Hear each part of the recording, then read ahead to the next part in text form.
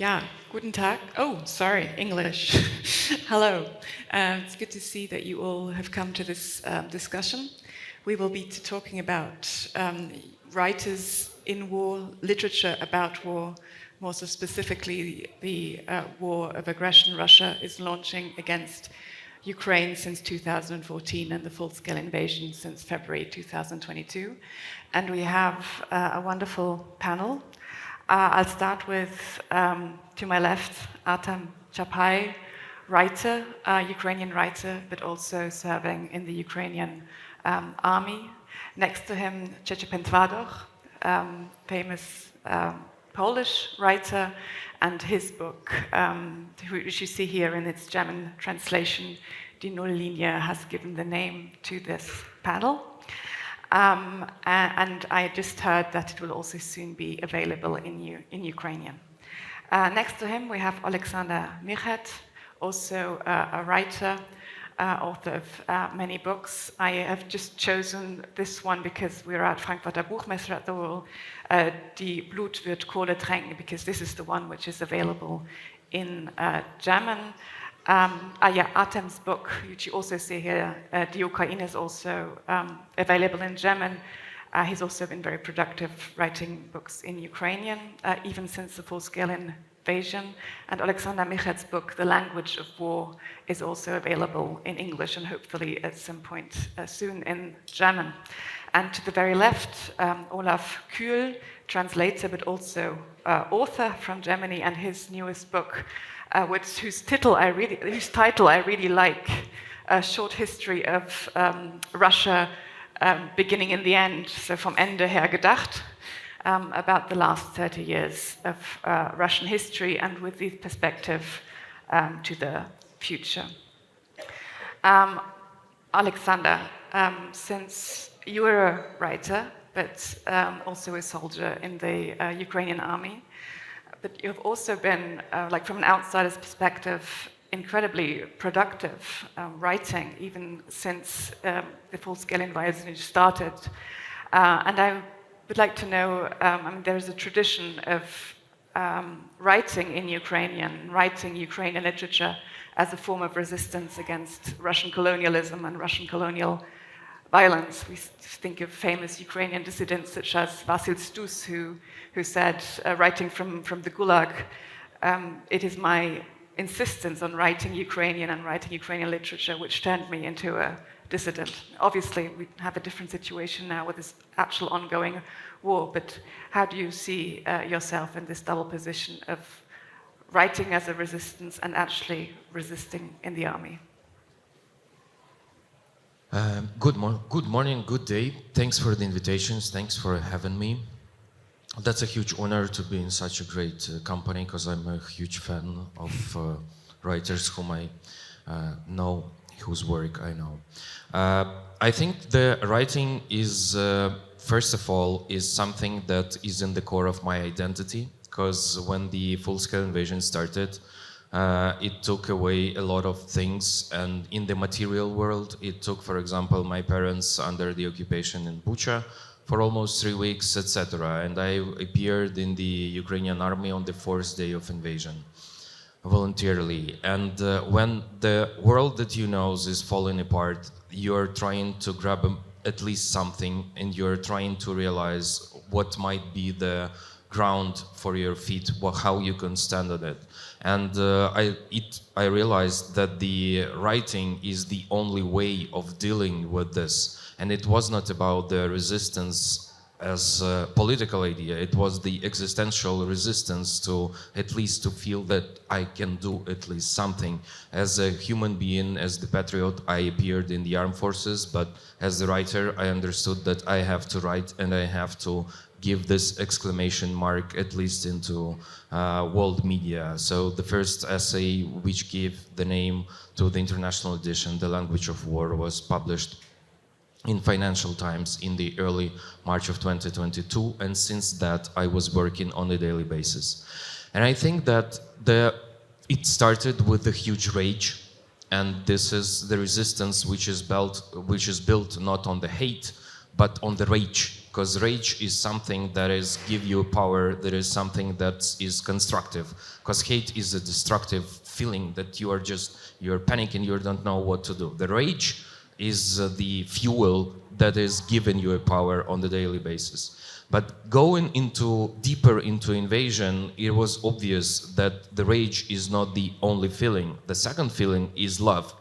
And the love is something, again, really constructive, because you're realizing when the whole world is burning down, your new people, your new brothers in arms, your new family members, they're appearing in your life. And you're realizing that you have to start from the scratch everything, and the love is probably the answer. So if the answer for the life is love, so for the writing, love is another crucial point. And that gives me understanding that I have to write not only about the enemies, I have to write about those just fantastic people around myself. And it's not only about the fallen soldiers or colleagues who've been killed by Russians. It is also making a testament about the brave people around you and with whom you're working, with whom you've met. So I think this idea of the resistance, it is built not on the intellectual, in my case, it's not something that intellectual. This is from the deep guts feeling of the rage and love, which is on the daily basis, like it's switching several dozen of times throughout the day, because the genocide is happening on the daily basis. Thank you. Artem, you actually also write about love in this book, which is called in Ukrainian, Not Born for the War. That at the beginning of the full-scale invasion, this was also your feeling. You felt love and solidarity for absolutely everybody in Ukraine, and there was very much this feeling and this atmosphere, in spite of it being such a dreadful time, of really coming together and helping each other and being there for each other and being in the same boat. And now, more than 3 years on, this war is still ongoing, and we're actually also, I think we'll talk about this when we talk about Szczepan's novel. The experiences are also now very different. You have people who are serving in the army, some have been drafted, some are serving there voluntarily, some are not serving, which I imagine is also a sort of diverging of experiences. So maybe you would like to speak about this. Well, I think this is happening not only in Ukraine, but on the international level. And since we are in Germany, I would like to start with trying to say a phrase in German. Also, zunächst, ich möchte das Deutschland und die Deutschen für alle ihre Unterstützung für die Ukraine helfen. Dann meine Familie, wie viele andere ukrainische Familien, haben fast 2 Jahre in Deutschland, in Leipzig, als Flüchtlinge gewesen. So I will translate. Thank you so much, Germany and the Germans, for all your support to Ukraine. My family, like many other families, spent almost 2 years in Germany as refugees. Luckily for me, they were able to come back because Ukraine didn't fall because of all the resistance. Well, unluckily for you, I didn't have enough time to learn enough German. So now I continue in English. Yes, what Alexander said also resonated a lot with me, because this book I wrote, in English it has been translated as Ordinary People Don't Carry Machine Guns. It's going to be translated by BTB into Germany the next year. And I start with exactly the same feeling, like the war is happening, the invasion is beginning, the war has been happening since 2014. And what you actually feel is you feel love towards everybody around you. You understand how you literally feel love for every person you don't know, because we are all in the same boat, let's say. And you're feeling love for every stray cat or stray dog. You're feeling love for every building when you're leaving the city and you don't know whether you will see these people, whether you will see these buildings again. Many of the cities were destroyed, and many people who were escaping, like we did, our family did, but who were escaping from places like Bakhmut or Pokrovsk or Severodonetsk, they were not able to come back. And so you feel this acute love. It's interesting that in my book, The Ukraine, like the title story, which is also the last story, it's called, it's about the feeling of love through pain and love with the fear of loss. And unfortunately, this is what we had to feel so much. So when I came to my hometown, I volunteered in the army, and part of my unit, about half of my unit, were actually people who were already being transferred from Luhansk and Donetsk. So this is the eastern parts of Ukraine, which have been occupied. Some of them have been occupied since 2014. And so when I joined the army, of course, part of the army were from my region, where I'm registered, so it's like Western Ukraine, but parts were already people who were coming, the like refugees, let's say, or like internal refugees, from Mariupol, for example. We had I have friends in the army from Mariupol. Some people were from Severodonetsk, which is a lesser-known city because there was no Oscar-winning movie about it, but which faced exactly the same situation, like surrounded and almost destroyed, largely destroyed. And as you were saying, yes, in the end, but you can also feel this like internationally, that of course in the beginning everybody feels solidarity with everybody, but then in the end everybody has like as time passes everybody has their lives, and I think this is normal. This is something which has been happening all over. If you remember how Milan Kundera's The Unbearable Lightness of Being starts, he has, I have to remind to people that there has been an occupation, by the way, by Russians, of Czechoslovakia, because then other things happen, like for example, now we have other wars happening, and of course not everybody can follow the news equally. I also understand that, and there's a good Ukrainian song about it, how I did not think a lot about Syrians until my war started, or I did not think about a lot about what was happening in Yemen, you know, so this is not something to blame people for. And inside Ukraine, you also understand, this is what I write a lot about, and this is like one of the main things being discussed in Ukraine, I think now, that not everybody was influenced by the war equally. Some people try to evade the army. This has always been the case. Some of you are German here, and you understand how differently World War I, for example, hit Remarque and Thomas Mann. Thomas Mann even said that the war is great for the renewal of the nation because he didn't have to fight it himself. So I think Remarque wouldn't agree with that. And this is something which has been happening all the time, and this is something which is happening also in Ukraine now. And the reason for that probably is inequality, and this is also not anything new. I am trying to show that Ukrainian story is part of the world story again and again, going about inequalities, which we have in Ukrainian society. Some people are in the army, some people are able to travel freely, and this is also not something new. Like George Orwell, during World War II, said, and I try to quote exactly, that a lady in a Rolls Royce is more damaging to the morale of the nation than the whole fleet of Goering's bombing planes.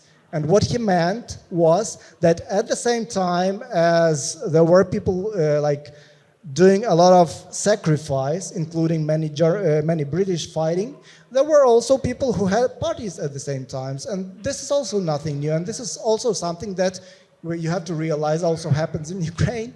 And this is something which we talk a lot about, and I don't think this is something that we have to hide. But we have to understand that that's the way it is. But still you feel all this solidarity. You still feel this solidarity, but somehow it becomes more nuanced. You feel more solidarity if you're in the army. You feel more solidarity with people who are also in the army, and stuff like that. And it's I will also, just one more note, you have to realize that these one person can be on different levels. Like, I don't want to get too personal, but like, I have also relatives who are evading the army. So, and imagine like, okay, a mom who has one son who is a soldier and another son who is evading the army. So you have to understand the complications of the situation. It's not like black and white, it's this 50 shades of gray, yeah? But not in the sexual, but in the existential meaning. Thank you. Thank you. Szczepan, your novel is set really at the very front line of the Russian war against Ukraine, and your hero is Polish, like yourself. He does have kind of a Ukrainian heritage, which seems to be a theme which is not really that much talked about. It's there, but it also seems to be within his own family, something which was not talked much about. But then he decided to join the Ukrainian army as a volunteer after the full-scale invasion. And for me, as a historian, who specializes actually in Polish-Ukrainian relations, this is a fascinating setup to kind of, at the same time, an outsider's perspective of a Pole, but at the same time, an insider's perspective of somebody who decided, your hero, to join the Ukrainian army. So I was wondering what your thoughts on this is, the Polish perspective in your novel, but also from you as a writer who frequently traveled as one of the very few foreigners really to the front line of the war. Let me start with the smallest of the corrections. I'm a Polish citizen, but I'm not Polish, I'm Silesian. Mm-hmm. That's quite an important thing for me, so excuse me for saying this, but it's part of my identity of who I am, and a big part of my writing is based on my ethnicity. So coming to the book, I'm an outsider to this war, obviously.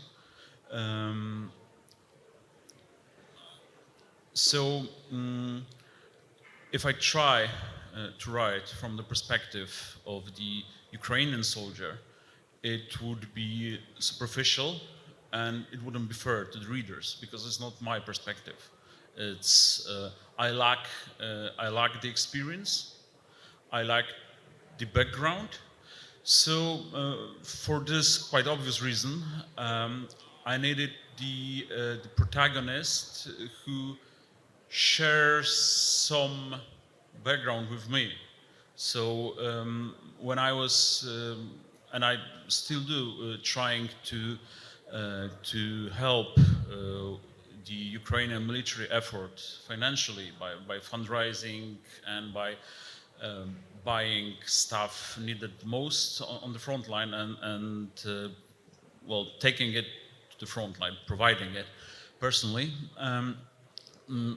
So this is my experience of this war, of the front line. So I have to use my own experience to create this protagonist, and of course it's also, or even mostly, based on the long hours I spent talking with soldiers on their positions or in the rear, and it's kind of, I know it sounds horrible, but it's kind of based on the friendships I established with soldiers and with volunteers and whatsoever. So, and the thing is, I was not going to write a novel. And when I first went close to the front in January of 2023, I was quite sure that I'm not going to write anything on this topic because I was too busy fundraising, organizing all the logistics, the crossing the border, taking what I took across the border, mostly illegally, because it's how it worked back then. So I I was so occupied with this, I wasn't even thinking about writing. Then my friend Monika Andruszewska, who is my guide in this world, because her life is intertwined with this war since 2014, and she was 21 back then. So you can say all her adult life is connected with this war. She lives in Ukraine and she lives with this situation. She told me, "No, you should write something. Write an article, write a piece for a newspaper in Poland and Germany, and let's use your voice to raise more money."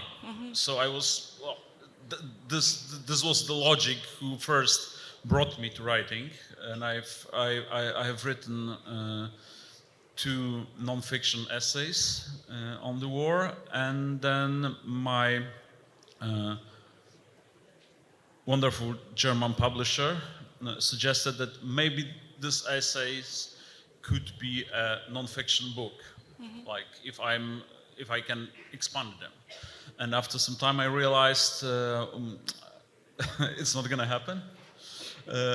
I can't expand them, but I'm a novelist. That's my job. That's the only thing I can do, actually, write novels. So then I realized that novel has many, non-fiction has many drawbacks when compared to the novel, because novel is closer to reality, in my opinion, than non-fiction. Because novel lets you create the world closer to the truth, because in the novel you can go inside people, which is quite hard in non-fiction. Maybe if you're a psychic, maybe then you can, but if you are not, and I'm not, then I need the literature and I need fiction to tell the truth. And also, I needed fiction to tell things I couldn't tell in a non-fiction way because of the safety of the soldiers. I need this wall of fiction to protect them and to tell their story in a way I could do best. So I think this is my perspective. Yeah, I mean, I had the next question prepared for Olaf Kühl, but now I'm just very... Yes, please.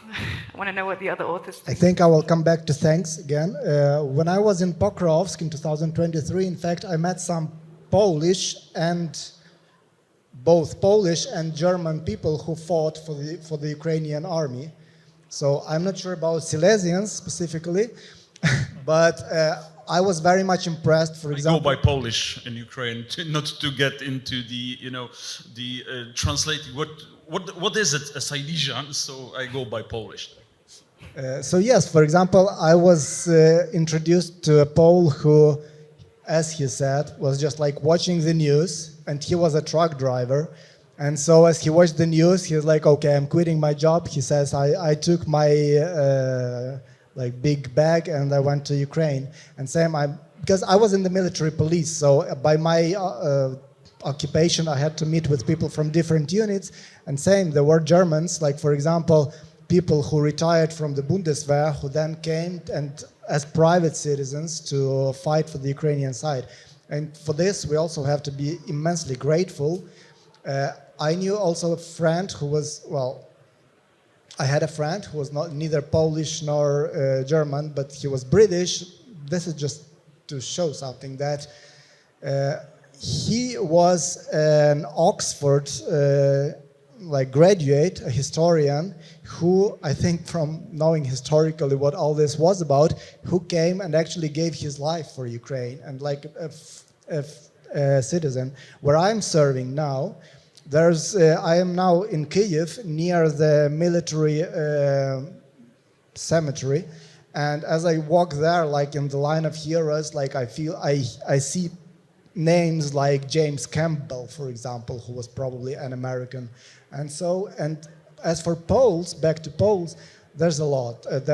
I met many, like being, when you're at the checkpoint and you talk to people, so you can see that I think Poles and for some reason British are the ones who dominate. So thank you again, thank your country again for the help. If you were manning the block post, the checkpoints in Pokros, we may actually met many times. So. Olaf Kühl, you translated the novel into German, and as probably everybody here on the podium and many in the audience know, Germans are not an easy audience with topics related to Russia and Ukraine. So can you maybe talk about your experience with this in the role of the translator of kind of making the Central Eastern perspective, this kind of perspective of the literatures, peoples, countries, which have been both the victims and the ones who have been fighting against the joint Russian-German colonialism. And I was also intrigued, and I mean, I liked it personally, that in the book you leave, there's a lot of swearing going on, by the way, in the book, and you decided to leave some of the Ukrainian just in the original, not even, which I liked a lot, not even like translating it into Latin alphabets, but you just left the Cyrillic alphabet. Can you tell us about this a little? Yes. We left these Ukrainian bad words, and so it was the wish of Szczepan too to have some local colorit, and it was very good for me because to translate Slavic, how do you call Flüche, into German, it's always neithering them to one point. Slavic imagination is very rich and very genital, and the German imagination is very, very concentrated on one point of the body, and you lose a lot of fantasy and imagination. The book starts with the words "nam pizda." And I like it very much. And we left, I think, 10 or 12 times "nachuy." And I hope the German reader will learn how to talk in Ukrainian. I like the book very much because it's so rich with facts. It's on the borderline between reportage and belletristic, and it's not non-linear. I had a little fear that Szczepan, who was helping the Ukrainian army and the front delivering drones and so, that he would write a hagiography of the Ukrainians. It's not so. There are many sentences about Ukrainians which they would like, I think. But on the influence of this book to the German public, I am a little bit skeptic because we live in a bubble. Also, the meeting here is of people who try to understand Ukraine and know that the fight of the Ukrainians is a fight of whole Europe for our freedom, for our democracy. But in Germany, there's a strong party of people sentimentally connected to Russia. And I don't really understand why is it so, but we see the parties AfD and Sarah Wagenknecht are gaining voices, and this is my great fear. The Ukrainians, I am convinced that Russia will fall. Russia will be defeated. This is nobody doubts. Even military specialists don't doubt. The question is only the time. And the question is how many Ukrainians will have to die to achieve this end. And the other question is how Europe will develop. We see Hungary, Slovakia. In Germany is the great danger that we have in the next elections. We have a majority for again connecting with Russia and talk about Ukraine, not with Ukraine. So I see this is a very multifactorial play in the world. We have the clown in Washington, who nobody knows he will decide. So it's a very complicated game, but I think this book is important for the German reader, and the success of the books. It's selling very well. It's in the press. It will be a film. You didn't mention that it will be filmed by a very known German regisseur. So that's a good symptom, a good sign that this book has such a success. Thank you. I have to get back. I'm sorry, this is slightly my obsession as well, but to the Polish-Ukrainian dimension of this book, because the hero is also a historian, but a historian who talks more about like ancient history than about more recent Polish-Ukrainian history, but it's always there. Because he mentions his grandfather who was a Ukrainian who fought in the Ukrainian resistance army. So how is the reception of the book like in Poland, especially with this kind of dimension of Polish-Ukrainian relations? I'd say that the reception was favorable, and actually.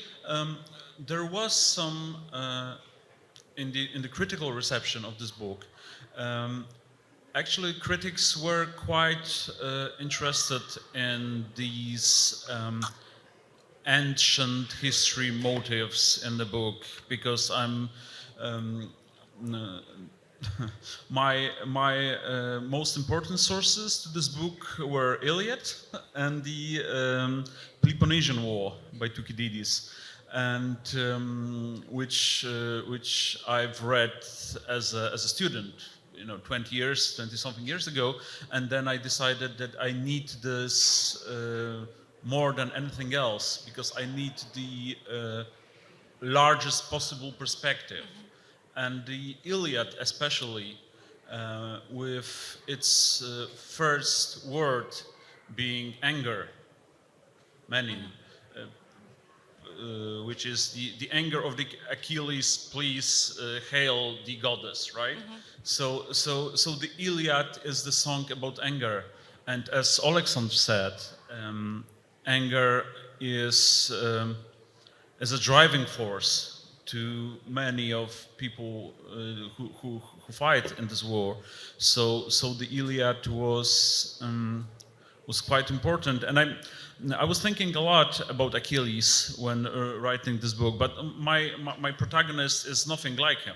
It's nothing like Achilles. But I was thinking about the thing that Achilles doesn't want to fight in the Iliad, right? He's not going to fight until he sees the body of his lover defeated and drawn through by the chariot, and then this anger is large enough for him to join the fight, and these are the things I found in Alexander's book, in the language of war.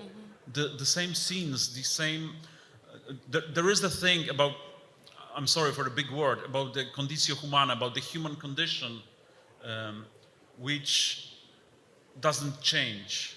And that's why I think I needed my protagonist to be a historian, to be proficient in the ancient history. And could you remind me, because I don't remember correctly, there was this poster, like recruiting poster, a billboard.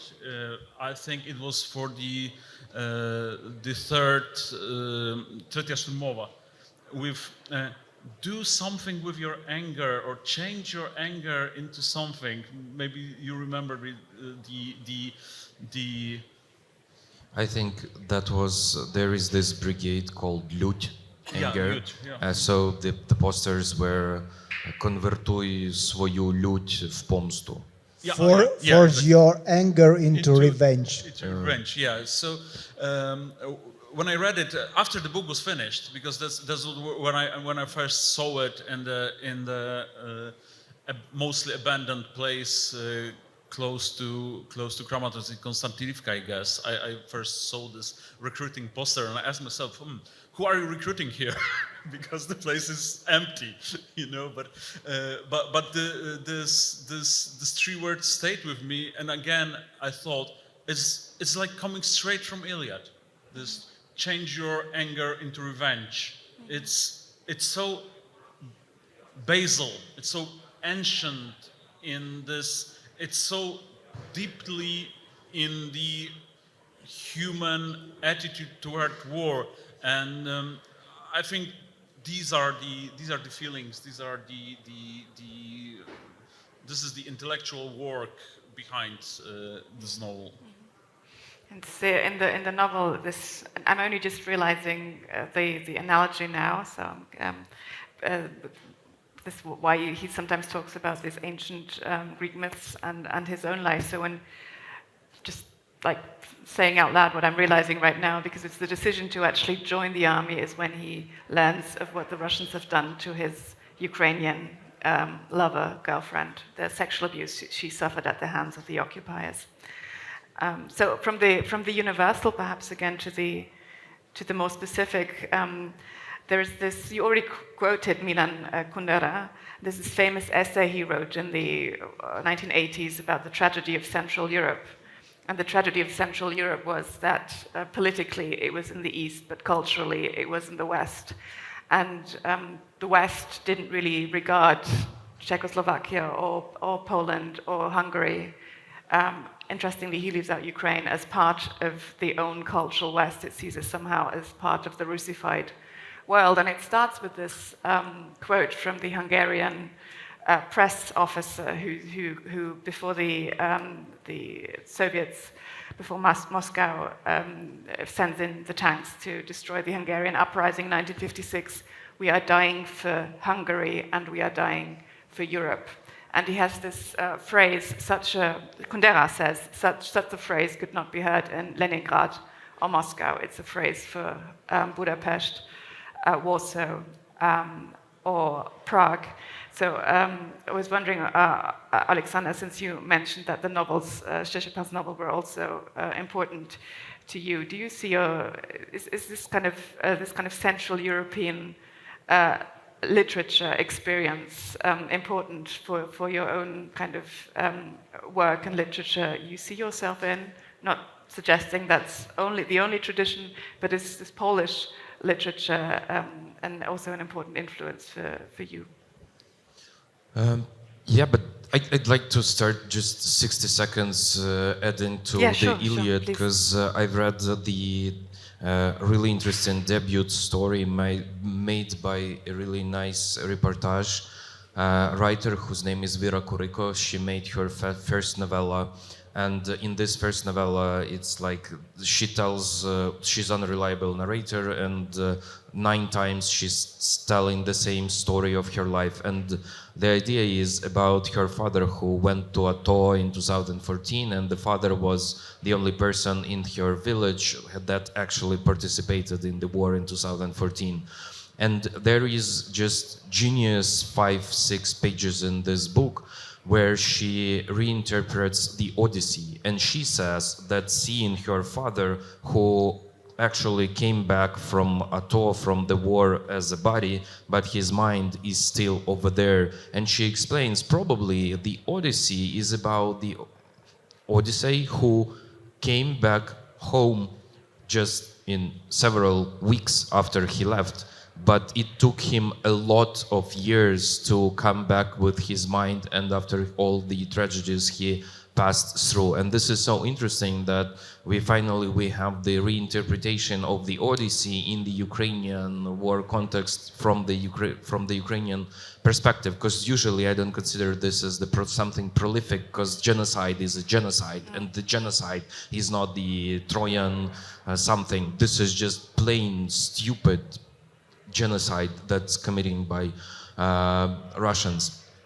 Talking about the Polish tradition, this is so important because it totally differs, for example, the Russian literacy and Ukrainian scene, because we have so many nice translations, and the Polish literary reportage is something really important to my writing, to my nonfiction, and I consider Wojciech Tochman, I consider Witold Szablowski as my teachers in this. But all of a sudden, in 2025, I've discovered that 4 books by Szczepan Twardoch are translated into Ukrainian. And 2025 is now the year when I've read all of them. And this is crazy understanding that there is this guy who's making this 400 pages stories from different crucial points of the history in major in what I've read in 20th century.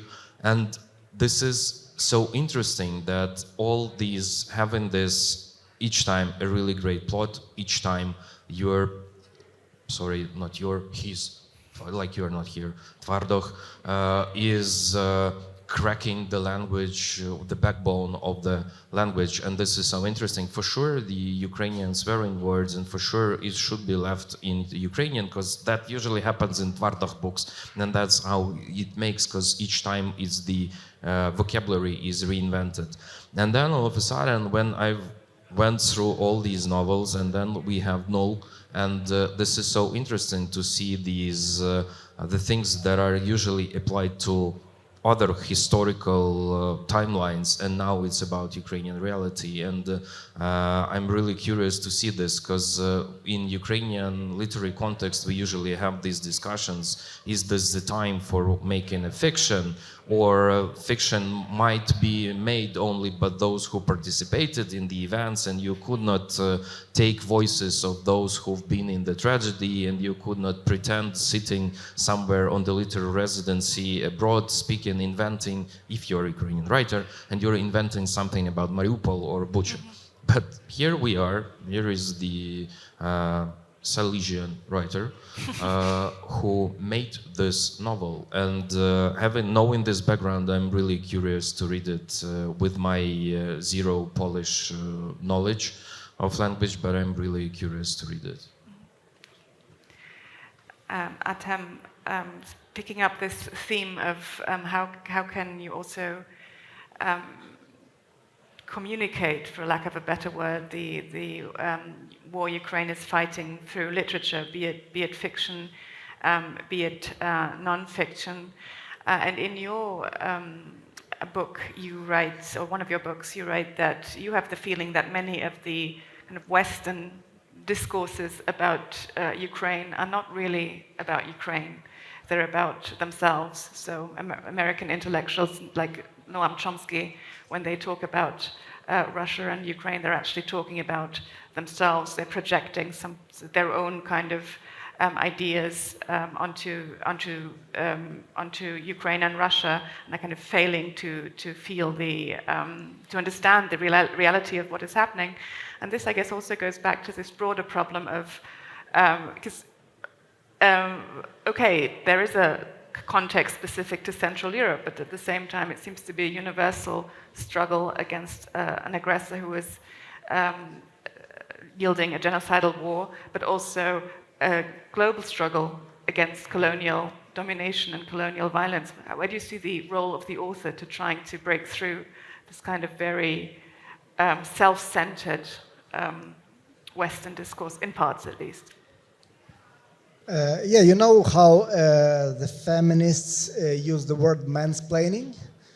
And so in Ukraine we sometimes use the word westplaining, which is about when basically people from the West are trying to explain ourselves to ourselves. And I was a little bit influenced by Edward Said. I translated one of his books. So again, this is not only about Central Europe as such. So Edward Said was obviously writing from his perspective. I think it's quite normal that everybody has their prejudices, I would say. And in case of Noam Chomsky, what I was attacking was the narcissism of, okay, I'm using big words, campism, of when he is fighting against his own government, and so he does not really care about Ukrainians at all. He does not give us any voice. He just analyzes how all this is happening in terms of the Western domination, the American, domination in the world. And so in the end, he's talking about himself, not about Ukraine at all. So this is like, and Noam Chomsky was another person I translated before 2022. So for me, that was like personal. But on the other hand, there were a lot of people from the West who, well, I was thinking about the West, but I was going to mention Slavoj Žižek, so sorry, he's not quite from the US. What I mean to say is that everybody has their own perspective, but what needs to be heard is the local perspective too. So I am talking about Ukraine, but we have to understand that this is a part of the larger, like from my point of view, like post-colonial struggles. But at the end, at the same time, I cannot speak from, I don't know, compare ourselves to the Africans, for example, or somebody else, because they have their own perspective. So this is only about respect. Basically, this is only about respect and trying to listen to the people themselves, rather than explain them from, or as the postmodernists say, explain them away. You know, so what actually bothered me was like that Ukraine was explained away, like it didn't exist. It was just part of the struggle between American imperialism and Russian imperialism, and that's it. So Ukraine has its own, like any other country, has its own interests. And coming like to politics, maybe I shouldn't talk about it. It's like very sad when some people, including I think in Germany, like the AfD, speak of, not only think, but speak of Ukraine or any other country as some kind of a proxy for somebody else's interests. No, like look what's happening now. Regardless what the American politics is, Ukraine has just its own interest.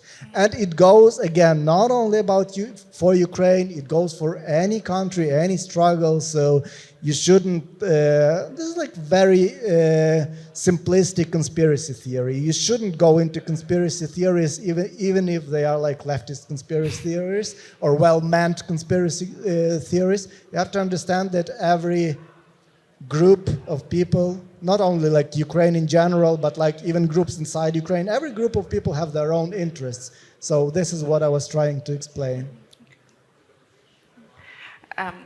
For wrapping something up, which perhaps will cheer us up a little, very often you hear this cliche, which of course as a historian I know is not true, that Russia cannot be defeated.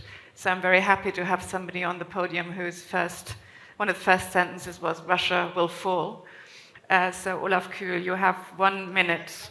Okay, sure. This is a Russian myth. Russia has been defeated even by Japan in 1905. It has been defeated in World War I. So this is like a myth that Russia created and many people still believe. Russia can and will be defeated. So,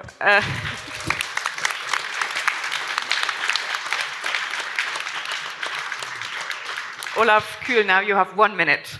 Yes. Why will Russia fall? Why? It's very simple. If you look at the objective parameters, economy has 2 or 3 years to survive. Demography, they are dying out. The Russians are dying out. They are fetching North Koreans to fight for them, or people from Africa. If you look at everybody thought the Russian army was the second most mighty in the world. If you look at the Donbass, in 3 years, they have moved some dozens of kilometers. For a big army, this is a shame. They wanted to take Kiev in 1 week. Now they have almost 4 years of war. Russia is really going down, and only, for instance, Mr. Trump is convinced that Putin is a great star. And these factors, American policy, may change the game for some time. But I am absolute. I see it clear. My only problem is after being defeated Russia, who will denazificate the Russian people? This is my question. Yeah. We Germans have been denazificated by Americans, British, French. We didn't want to accept that we made Holocaust and genocide and war. Nobody will convince the Russians. They will persist in their believing that someone cheated them, that someone, it will be a Dolchstoßlegende again. They will be defeated, but they will believe that politicians took them from really take the victory, the победа. Победа – это у них эротические понятия, это эротика для россиян. А тем in some years they will be at the bottom. Okay. Thank you very much. Thank you, Olaf Kühl, Alexander Michet, Szczepan Twardoch, Artem Tschapaj. Buy these books, read these books. They're fantastic. Thank you. Thank you for coming.